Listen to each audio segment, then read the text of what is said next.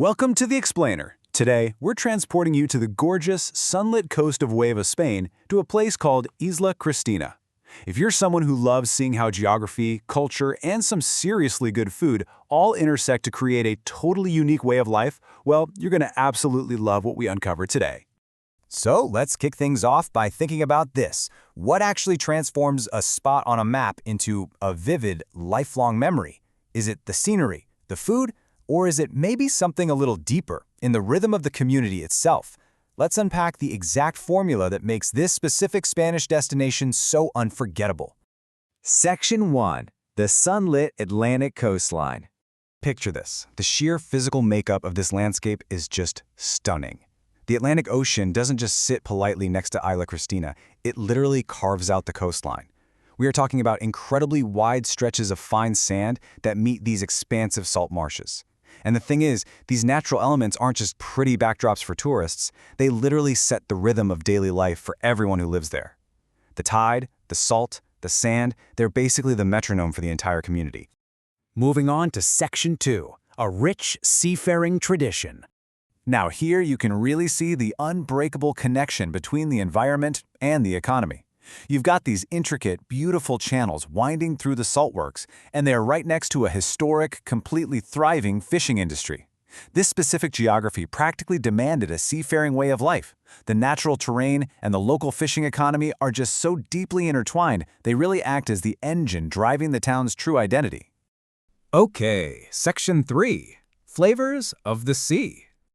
I really hope you're hungry right now, because you cannot talk about this town without diving into its three culinary pillars. First up, Huelva's prized white shrimp, which are absolutely legendary for their delicate, sweet flavor and just unmatched freshness.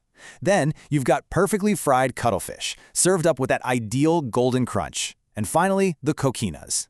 Every single dish is a showcase of the ocean's bounty, pulled fresh straight from those local waters. Now you might be wondering, what exactly is a coquina? Well, understanding a local ingredient like this actually unlocks a much deeper appreciation for their entire culinary heritage. They're these small clams, and while they might seem simple, they are a massive staple of the local diet and a huge delicacy. When you eat coquinas in Isla Cristina, you are quite literally tasting the Atlantic coastline and the daily labor of the local fishermen. It's basically geography served right on a plate. Which brings us to Section 4. Markets, festivals, and Carnival. Beyond the dining table, the local culture here is highly concentrated around the busy fishing port and the beautiful historic town center.